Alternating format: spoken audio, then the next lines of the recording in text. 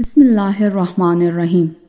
آج کی ویڈیو میں ہم پہلے شب بارات کی اہمیت کو سمجھیں گے، اس کے بعد شب بارات کو رات پڑھے جانے والے وظیفے کے بارے میں بات کریں گے۔ ایک عمومی حدیث ہے جس میں لیلۃ القدر بھی یعنی 15 شعبان بھی، جمعے کی رات بھی سبھی آ جاتی ہیں۔ ایک الگ ہی حدیث سناتے ہیں۔ ایک آیت نازل ہوئی جس کا ترجمہ ہے، اللہ تعالیٰ فرماتے ہیں کہ اے میرے محبوب اپنی امت کو بتا دیجئے کہ ایک نیکی کرو گے تو 10 نیکیاں ملیں گی۔ یہ پوری دنیا کے انسانوں کے لیے، یعنی آدم علیہ السلام سے لے کر حضرت عیسیٰ علیہ السلام اور پھر ہمارے نبی حضرت محمد صلی اللہ علیہ وآلہ وسلم کی امت تک، کہ اگر ایک نیکی کرو گے تو 10 نیکیاں ملیں گی۔ تو میرے نبی نے کہا کہ نہیں اللہ تھوڑا اور فرمائیں۔ تو پھر اللہ تعالیٰ نے ایک اور آیت نازل فرمائی۔ ترجمہ، کون ہے مجھے قرض عطا کرنے والا کہ میں کئی گناہ کر کے واپس کروں؟ پھر پوچھا ٹھیک ہے میرے محبوب؟ کہا نہیں یا اللہ تھوڑا اور زیادہ فرمائیں۔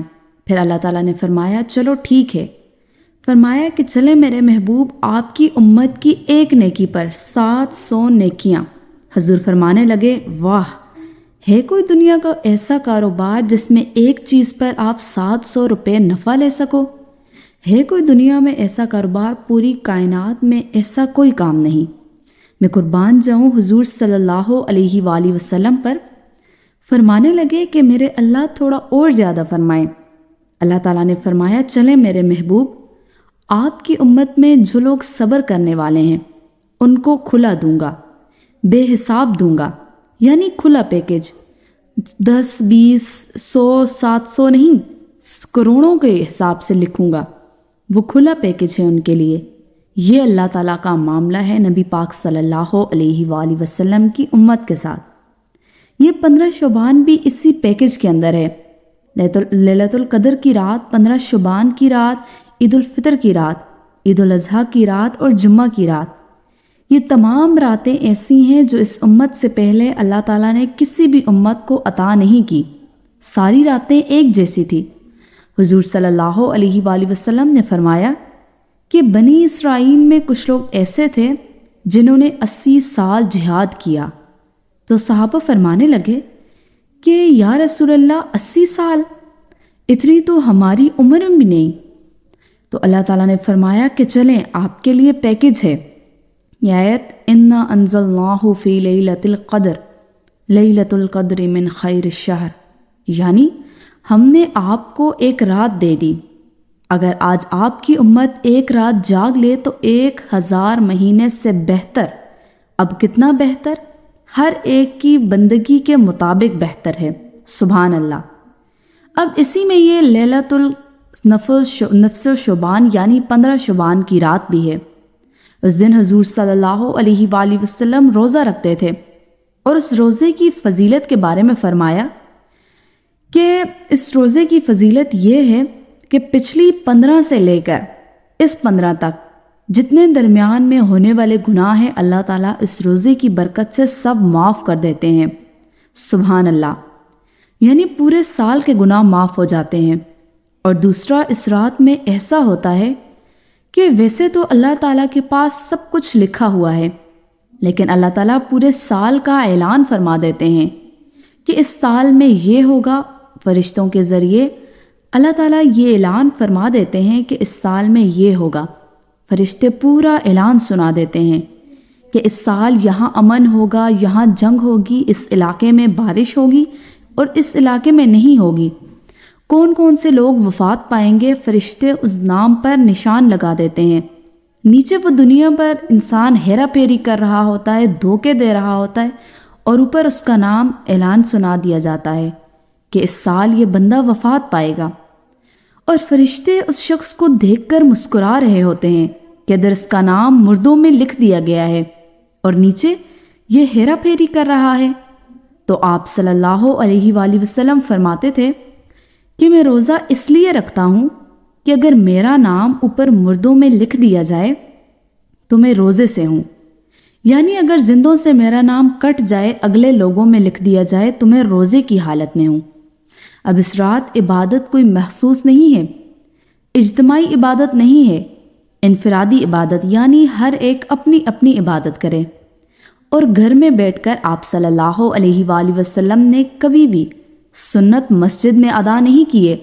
آپ صلی اللہ علیہ وآلہ وسلم نے فرمایا، اپنے گھر کو مسجد بناؤ، تو جو بھی نماز ہے، جو بھی نوافل ہیں، اپنے گھر میں بیٹھ کر ادا کریں، مسجد میں نہیں۔